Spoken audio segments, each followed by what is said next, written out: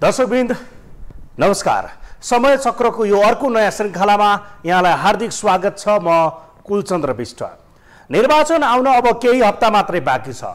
दिन नजिकिएसँगै राजनीतिक दलहरूको पनि चिन्ता चुलिदो छ। चिन्ता देश कसरी विकास गर्ने भन्नेमा होइन, चिन्ता छ त केवल निर्वाचन कसरी जित्ने भन्नेमा। 5 वर्षमा छिटपुट बाहेक सबै पार्टी सरकारमा पुगे, तर कसैले जनताका मत आकर्षण गर्न सकेनन्। जनताले कसैलाई भनेनन् यही दल राम्रो, यही व्यक्ति राम्रो, यसले चाहिँ केही गर्छ भनेर।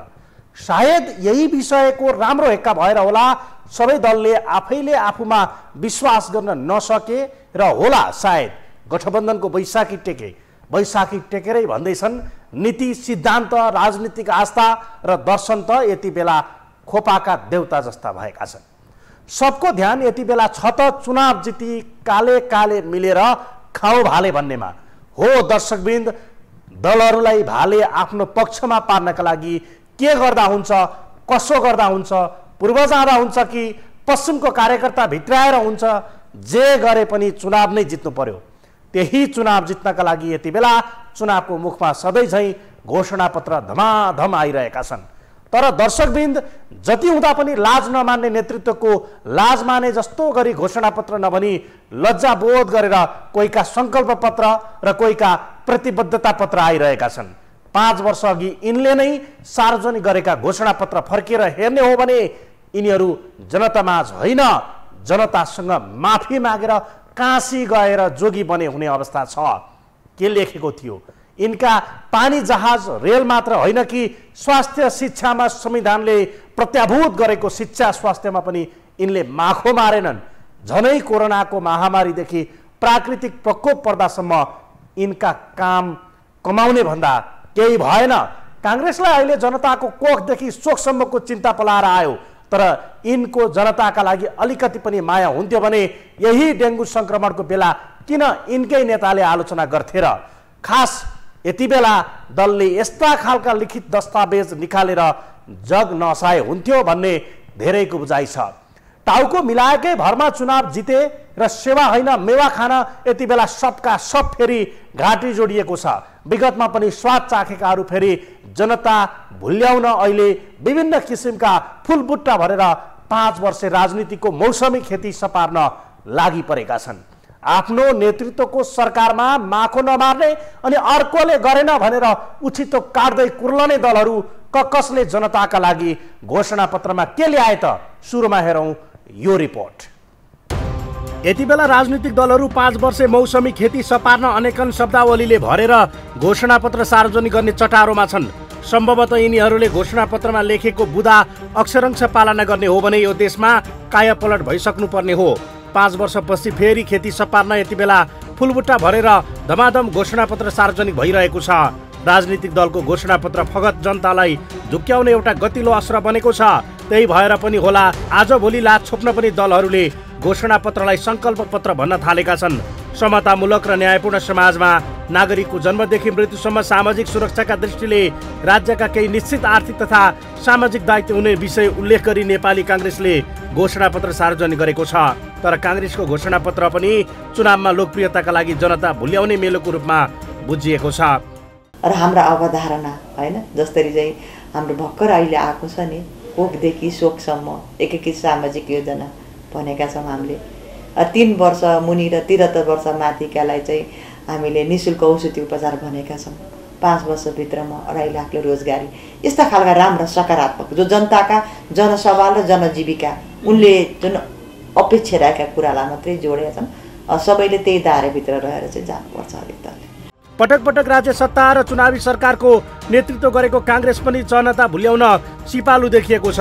त्यही भएर पनि यसपटक काङ्ग्रेसले झट्ट सुन्दा राम्रो तर कार्यान्वयन पक्ष जटिल देखिने खालका केही बुदा समेटेर घोषणापत्र सार्वजनिक गरेको हो। काङ्ग्रेसले 5 वर्षभित्र 12,50,000 रोजगारी सिर्जना गर्ने र न्यूनतम वार्षिक 7% आर्थिक वृद्धि दर कायम गर्ने प्रतिबद्धता जनाएको छ। यति मात्र होइन, यही अवधिमा गुणस्तरीय स्वास्थ्य सेवामा सहज पहुँच अभिवृद्धि गर्दै सबैलाई स्वास्थ्य बिमा, सबल स्वास्थ्य प्रणालीको अवधारणासहित 373 को अवधारणा अघि सारेको छ। 3 वर्ष मुनिका बालबालिका र 73 वर्ष माथिका ज्येष्ठ नागरिकलाई निःशुल्क उपचारको व्यवस्था गरिने उल्लेख गरिएको घोषणापत्रमा स्वास्थ्य बिमा मार्फत गम्भीर प्रकृतिका रोगको उपचारको सुनिश्चितता गर्ने उल्लेख छ।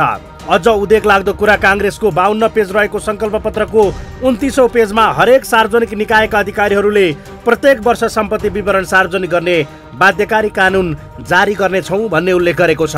काङ्ग्रेस सभापति शेरबहादुर देउवाको हातबाट सार्वजनिक संकल्प प्रस्तावले देउवालाई नै गिज्याइरहेको छ। उनै देउवा सहितका क्याबिनेटमा रहेका धेरै मन्त्रीले अहिले पनि सम्पत्ति विवरण सार्वजनिक गरेका छैनन्। यसकारण पनि दलका नेताहरूले सार्वजनिक गरेका घोषणापत्र कार्यान्वयन हुन्छ भन्नेमा संशय छ। अहिले त कस्तो सम्मत स्थिति छ भन्नुहुन्छ भने घोषणापत्र भन्न पनि राजनीतिक दलहरू त्यो लजाउँदै गएर यसलाई चाहिँ प्रतिबद्धता पत्र अथवा सङ्कल्प भनेर चाहिँ भन्न थालेका छन् अहिले होइन। किनभने उनीहरूलाई त्यो घोषणापत्र भन्न पनि लाज भइसक्यो कि एउटा घोषणा गर्छन्। घोषणा भनेको त के हो भने राजनीतिक दल त्यही घोषणाको चाहिँ वरिपरि रहेर आफ्ना सम्पूर्ण कार्यक्रमहरूलाई अगाडि बढाउँछ भने हो। आगामी 5 वर्षमा राष्ट्रिय परिचय पत्र स्मार्ट कार्डका माध्यमबाट कोखदेखि शोकसम्मका कार्यक्रमको एकीकृत सामाजिक सुरक्षा प्याकेज लागू गरिने विषय काङ्ग्रेसको घोषणापत्रमा समेटिएको छ। वृद्ध भत्ता प्रति महिना 5,000 रुपियाँ पुर्याउने काङ्ग्रेसको घोषणापत्रमा उल्लेख गरिएको छ। तर वृद्ध भत्ताको वृद्धिले राज्यमाथि थपिने व्यवहारको विषयमा काङ्ग्रेस कति चनाको छ भन्ने विषय उल्लेख छैन। सस्तो लोकप्रियताका लागि राजनीतिक दलहरूले कर्मकाण्डीको रूपमा घोषणापत्र सार्वजनिक गर्ने गरेका छन्। जो चाहिँ उनीहरूको त्यो बौद्धिकता पनि राजनीतिमा त राजनीतिकै बौद्धिकता चाहियो नि त होइन। केही मान्छेहरूलाई चाहिँ जिम्मा दिन्छन् पार्टीभित्र रहेका अझ बुद्धिजीवीहरूलाई भनौँ न, पार्टीका आफ्ना आफ्ना बुद्धिजीवी सङ्गठन पनि बनाएका छन्, त्यसलाई जिम्मा दिन्छन् अझ वामपन्थीहरूले चाहिँ। अनि त्यो यस्तो कर्मकाण्डी भएर गयो कि घोषणापत्र जारी भए पनि त्यो घोषणापत्रका आधारमा चाहिँ न त त्यो भोट हाल्नेले भोट हाल्छ न त राजनीतिक दल चाहिँ त्यो घोषणापत्र अनुसार चलेका छन्। काङ्ग्रेसले घोषणापत्र सार्वजनिक गर्दा लाकुरी भन्ज्याङ पुगेर गमिएका एमाले अध्यक्ष केपी शर्मा ओलीले आफ्नो पार्टीको घोषणापत्र सार्वजनिक गरेका छैनन्। तर एमालेबाट फुटेर बनेको माधव नेपाल नेतृत्वको नेकपा एकीकृत समाजवादीले भने सोमबार घोषणापत्र सार्वजनिक गरेको छ। समाजवादीले पूर्वदेखि पश्चिमसम्म मेगा नहर बनाउने उल्लेख गरेको छ। नेपालको पूर्वदेखि पश्चिमसम्मका सबै नदीलाई एकअर्कासँग जोडी पूर्व पश्चिम मेगा नहर बनाई सिँचाइ, कृषि, सडक, खानेपानी तथा जलमार्ग र निश्चित स्थानहरूमा पर्यटकीय स्थलहरूको विकास गर्ने गरी राष्ट्रिय गौरवको आयोजना बनाउन पहल गर्ने एकीकृत समाजवादीले घोषणापत्रमा उल्लेख गरेको छ। त्यस्तै विदेशबाट फर्किएका युवालाई कृषि पेसामा आकर्षित गर्न 10 लाखसम्म निर्ब्याजी ऋण दिने व्यवस्था गर्न अभियान नै सञ्चालन गर्ने घोषणा गरेको समाजवादीले तिनै तहको सरकारको सहकार्यमा हरेक घर परिवारलाई मासिक रूपमा 200 युनिटसम्म विद्युत महसुलमा छुट दिने घोषणा गरेको छ। नेताहरूको रवैयाले यति बेला संहिता नै धरापमा परेको धेरैको बुझाइ छ। यही अवस्था कायम रहे आगामी निर्वाचनसम्म संहिता टिक्ने कुरामा संशय रहेको विज्ञहरूको भनाइ छ। आवधिक निर्वाचन भनेको लोकतन्त्रको सबभन्दा पहिलो आधारभूत आवश्यकता हो। अब दोस्रो भन्नुहुन्छ भने असल निर्वाचन पछि असल सरकार आउँछ भन्ने अपेक्षा हुन्छ र असल सरकारले चाहिँ असल काम गर्छ र अर्थतन्त्रलाई अगाडि बढाउँछ भन्ने हो। तर हामी कहाँ चाहिँ के भयो भने मिलोमतोको अर्थतन्त्र निर्माण भयो। तपाईले अहिले गठबन्धन भने छ सबैले, विचार कहाँ गयो? विचार हरायो। जब विचार हराउँछ त्यो देशमा आर्थिक विकास हुँदैन, आर्थिक समुन्नति हुँदैन र आफ्नो पद प्रतिष्ठा र पैसाको लागि निर्वाचनमा भाग लिने र उम्मेदवार हुने प्रवृत्ति जुन बढेको छ यसले चाहिँ आउँदो निर्वाचनसम्ममा यो संहिता नै रहला कि नरहला र हामी अझ चाहिँ नि चुनौतीमा फस्छौँ कि तिर्नै नसक्ने गरी ऋणमा डुब्छौँ कि भन्ने शङ्का उब्जिने ठाउँहरू छ। नेकपा माओवादी केन्द्रले पनि आजै घोषणापत्र सार्वजनिक गरेको छ। माओवादीले आफ्नो पार्टीको घोषणापत्रमा संसदबाट निर्वाचित प्रधानमन्त्रीय व्यवस्थालाई परिवर्तन गरी अबदेखि जनताबाट प्रत्यक्ष निर्वाचित राष्ट्रपतीय व्यवस्थामा जान प्रस्ताव गरेको छ। राज्य पुनर्संरचना आयोग गठन गरी स्वायत्त संरक्षित र विशेष क्षेत्र घोषणा गर्ने समेत घोषणापत्रमा उल्लेख गरिएको छ। राज्यका अरू निकायका संरचनामा पनि परिवर्तन आवश्यक रहेको माओवादीले घोषणापत्रमा उल्लेख गरेको छ। निर्वाचनमा एमालेसँग केही ठाउँमा चुनावी तालमेल गरेको राप्रपाले पनि आज घोषणापत्र सार्वजनिक गरेको छ। राप्रपाले चुनावी घोषणापत्रमा प्रदेश खारेजीको एजेन्डा राखेको छ।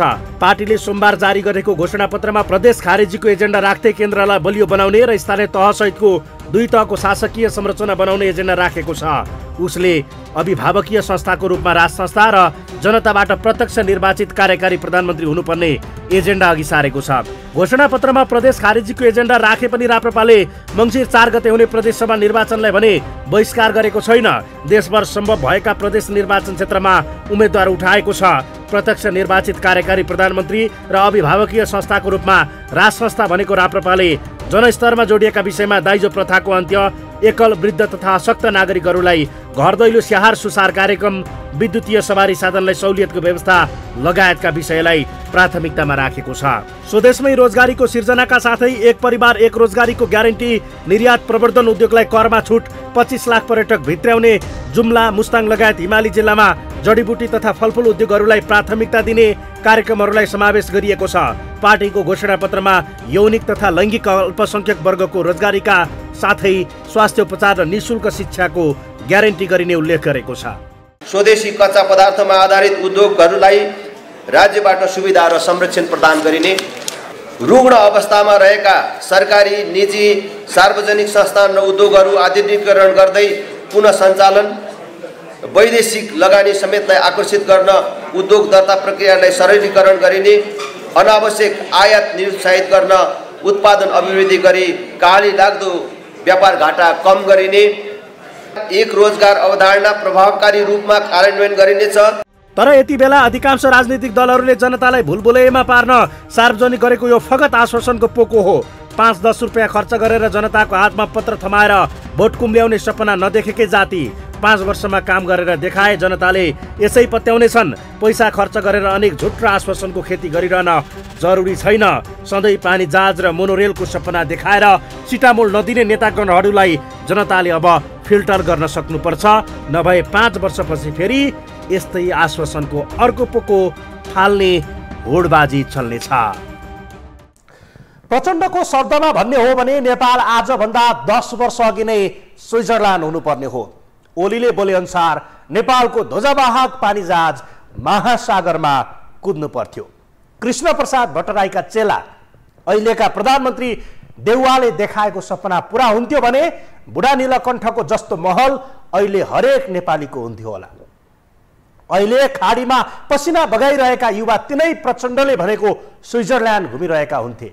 फगत यो त यिनले सोझा नेपालीलाई बाँडेको ललिपप साबित भएकै छ। फेरि पनि यस्तै झुटा सपनाको खेती गरिरहेका छन् आसन्न मङ्सिर 4 लाई लक्षित गरेर। घोषणापत्र बनाउँदा विज्ञको सहयोग लिई सपनाको नारा बनाउन माहिर राजनीतिक दल यति बेला फेरि त्यही चटारोमा व्यस्त छन्। एक प्रेमिकाले प्रेमीलाई भने चाहिँ निर्वाचन अघि जनतालाई परे नेताहरू आकाशको तारा नै टिपेर ल्याइदिउला झैँ गर्छन्। तर चुनावपछि उनीहरू गाउँ फर्कने कल्पना बाहिरको कुरा हो। बरु 5 वर्षपछि तिनै निच्चा पारेर दारा देखाउँदै हिजो जे भयो भयो म त आएँ नि भन्दै जनताको घर आँगनमा पुग्छन्। कति नेता कार्यकर्ता नै भन्छन् आज भोलि जनताले घोषणापत्र हेर्दैनन्। सर्वेक्षणले पनि 15% नागरिकले मात्र दलको घोषणापत्र पढ्ने गरेको देखाएको छ। तर पनि उनीहरू जनता भुल्याउन त्यही घोषणापत्रलाई हतियार बनाइरहेका छन्। घोषणापत्र र प्रतिबद्धताको भरमा भोट आउने कुरामा नेताहरू विश्वास गर्दैनन्। उनीहरू भन्छन् यो त एउटा प्रक्रिया हो। भोट आउने भनेको त चुनावी माहौल र पार्टी हेरेरै हो। हुन त हरेक कुरामा राजनीतिकरण गरेका राजनीतिक दलले यति बेला आमाको कोखबाट धरतीमा पाइला टेक्न साथ नै राजनीतिकरण सुरु गर्छन्। हो दर्शकवृन्द, जन्म दर्ता र मृत्यु दर्तामा समेत राजनीति हुने यो देशमा यिनीहरूबाट आज भोलि जनताको अपेक्षा पनि कम देखिन्छ।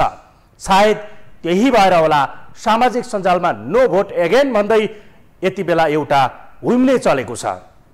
राजनीतिमा सधैँ विकल्प हुन्छ भन्ने सिद्धान्त जीवित रहे पनि नयाँ पुस्ताले बुढापाकालाई विस्थापित गर्न सकेका छैनन्। केही नयाँ अनुहारले इन्ट्री मार्न खोजे जस्तो देखिए पनि जनताको परीक्षामा पास फेल हुन दिन बाँकी नै छ। तर उनीहरूको एजेन्डा पनि लगभग कपी पेस्ट शैलीको छ। अरूको विरोध गरेर आफू ठिक्क भन्ने परिपाटी विकास भएकाले नयाँपन आउने छनक पनि कमै देखिएको छ। बाँकी प्रसङ्ग जोड्नेछौँ ब्रेकपछि।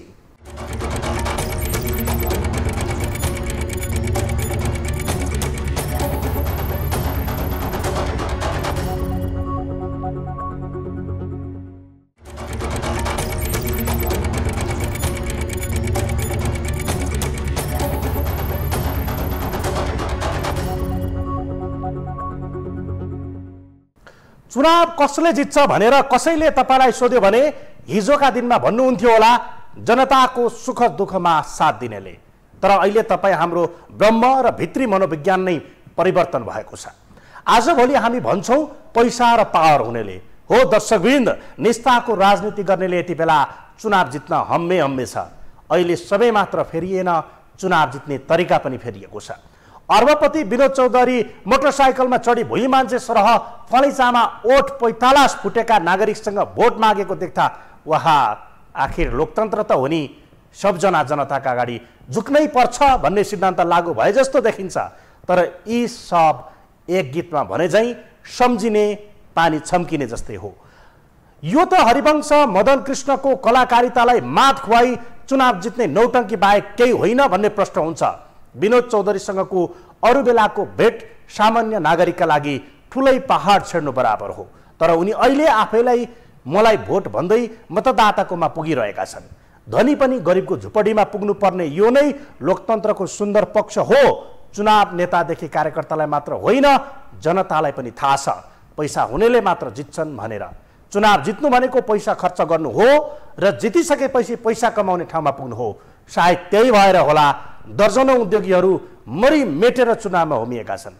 मासु भातमै भोट बेचेको आरोप चुनाव हारेपछि नेताले नै जनतालाई लगाउँछन्। त्यही भएर होला भोट नै नोटको खेलोमेलोमा परेपछि चुनाव खर्चिलो र भड्किलो हुँदै गएको छ। यति बेला जो कोहीले चुनाव लड्ने आँटै गर्दैनन्। निष्ठाको राजनीति भुङ्ग्रोमा र व्यापारको राजनीति दिन प्रतिदिन मौलाएको देखिन्छ। आम मतदातालाई आफ्नो पक्षमा पार्न दलहरूले यति बेला अनेक प्रपञ्च र तामझाम गरेर चुनावी प्रचार प्रसार अभियानलाई तीव्रता दिएका छन्। यति बेला केही राजनीतिक पार्टीका शीर्ष नेताहरू नै निर्वाचन आयोगको आचार संहितालाई धज्जी उडाएर चुनावी प्रचारमा छन्। निर्वाचन आयोगले आचार संहिता जारी गरेर प्रचार प्रसारको लागि मापदण्ड तोकेको छ।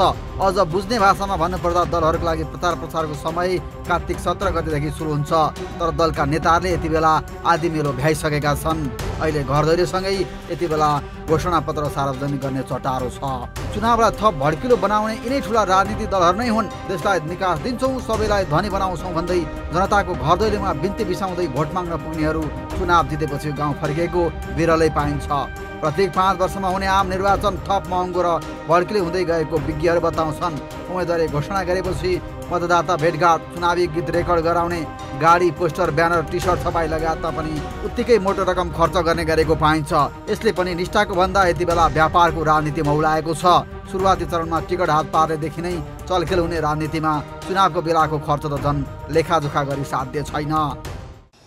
हेर्नुहोस्, अब निर्वाचन खर्च चाहिँ पारदर्शी छैन।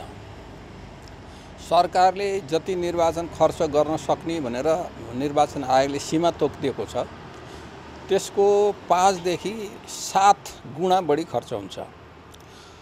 त्यो हाम्रो सम्पत्ति र ब्याङ्किङ सिस्टम अनुसार 7.5 लाखभन्दा बढी क्यास हेर्न पाइँदैन। अब त्यो सीमाहरूभित्र बसेर तर खर्च चाहिँ बढी गर्दा त अपारदर्शी ढङ्गले गर्छन् उनीहरूले। अपारदर्शी ढङ्गले ठुलो रकम खर्च हुने। अहिलेको हिसाबले स्थानीय तह र अहिले प्रदेश र सङ्घ समेत गर्दा यो आर्थिक वर्षमा 2 खर्ब, यो वर्षमा भनौँ न करिब यो 12 महिना चैतको उसको हिसाब गर्ने हो भने 8-9 महिनामा 2टा निर्वाचन पर्दाखेरि 2 खर्ब रुपियाँ जति निर्वाचनमा जान्छ। सरकारले गर्ने खर्च र उम्मेदवारहरूले गर्ने खर्च।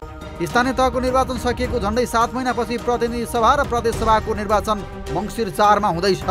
स्थानीय र प्रतिनिधि सभाको निर्वाचन 1 वर्षभित्रैमा भएकोले 2079 चुनावी वर्ष मात्र भएको छैन। आर्थिक हिसाबले अवसर र चुनौतीको दुवै सामना गर्नुपर्ने अवस्थामा छ। निर्वाचन प्रचार प्रसारको लागि भएको आम सभा, जुलुस, सवारी साधनको प्रयोग जस्ता महत्त्वपूर्ण क्रियाकलापले पनि खर्चको अनुमान लगाउन सकिन्छ। चुनावमा हुने खर्च जुटाउन सरकारलाई चुनौती देखिन्छ। क्षणिक समयको लागि अरबौं रुपियाँ फगतमा खर्च हुँदा यसको असर देशको विद्यमान अर्थतन्त्रमा पर्ने देखिएको छ। एकातिर सरकारले अहिलेको चाहिँ निर्वाचनको बेलामा सरकारको प्रशासनको ध्यान कहाँ जान्छ? निर्वाचन गर्नमा जान्छ। विकासका कामहरू हुँदैनन्, पुँजी खर्च हुँदैन।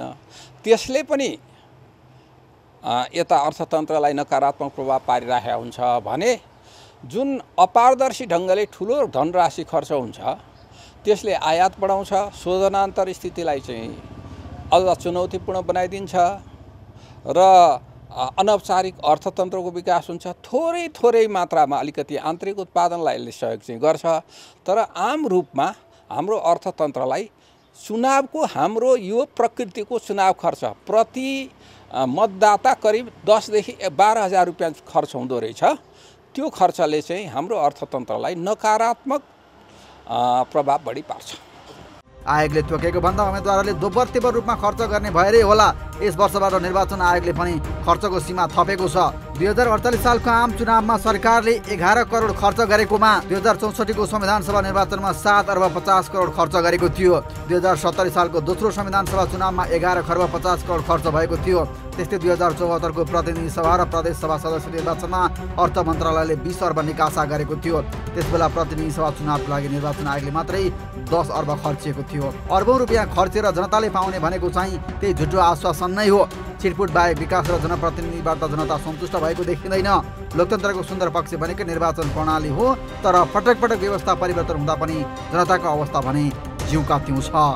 आउने 5 वर्षमा एकचोटि मुख त्यही चुनावको अगाडि मुख देख्ने त हो नि, अर्कोचोटि त मुखै देख्दैन नि। हाम्रोमा अब भीमसिंह दास 6 मा पर्छ हामी, अब 5 वर्षमा बल्ल 10 वर्षमा बल्ल अस्ति एकचोटि मुख देखेँ, त्यही त हो। यो गरिदिन्छु त्यो गरिदिन्छु बाटो बनाइदिन्छु भनेर भन्छ, केही पनि भन्दैन। नेता भनेको चाहिँ जनप्रेमी, जनताको कुरा बुझ्ने, विकास प्रेमी भए हुन्थ्यो। सबै स्वयं आफू प्रेमी भएर यो देश यस्तो लथालिङ्ग भएको छ मेरो विचारमा। अब त्यस्तो नेताको हामी फेरि अहिलेको चुनावले चाहिँ त्यस्तो नेता छनौट गर्न चाहिँ अब के भन्ने, जे भए पनि अब चाहिँ छनौट गर्ने पालो हाम्रै छ। हामीले अब कस्तो छान्छौँ त्यसमा भर पर्छ। हेर्नुहोस्, लोकतन्त्रमा जनता र तिनको मत बलियो हुनुपर्छ कि उम्मेदवारको पैसा सँगसँगै हरेक निर्वाचनमा राज्यको खर्च पनि बढ्दै गएको छ। अब जनतालाई व्यवस्था मात्रै होइन, अवस्था परिवर्तन गर्न सक्ने जनप्रतिनिधि चयन गर्नुपर्छ। होइन भने फेरि पनि आफ्नो र आफन्तको अवस्था परिवर्तन गर्नेको मात्रै हालिमुहाली हुन सक्छ। 2048 सालको आम चुनावमा सरकारले 11 करोड खर्च गरेकोमा 2064 को संविधान सभा निर्वाचनमा 7 अर्ब 50 करोड खर्च गरेको थियो। 2070 सालको दोस्रो संविधान सभा चुनावमा 11 अर्ब 10 करोड खर्च भएको थियो। त्यस्तै 74 को प्रतिनिधि सभा र प्रदेश सभा सदस्य निर्वाचनमा अर्थ मन्त्रालयले 20 अर्ब निकासा गरेको थियो। त्यसबेला प्रतिनिधि सभा चुनावका लागि निर्वाचन आयोगले मात्रै 10 अर्ब खर्चिएको थियो। अर्बौं रुपियाँ खर्चेर जनताले पाउने भनेको त्यही झुटो आश्वासन नै हो। छिटपुट बाहेक विकास र जनप्रतिनिधिबाट जनता सन्तुष्ट भएको देखिँदैन। लोकतन्त्रको सुन्दर पक्ष भनेकै निर्वाचन प्रणाली हो, तर पटक व्यवस्था परिवर्तन हुँदा पनि जनताको अवस्था भने जिउका तिउँ छ। त्यसैले अब आँखा चिम्म गरेर होइन, 10 पटक सोचेर जनताको अवस्था परिवर्तन गर्न सक्ने जनप्रतिनिधि रोजौँ, नभए फेरि 5 वर्ष पछुताउनु बाहेक अर्को विकल्प हुने छैन हामीसँग। अवस्था आजका लागि समय चक्र यति नै, बिदा हुन्छु। नमस्कार।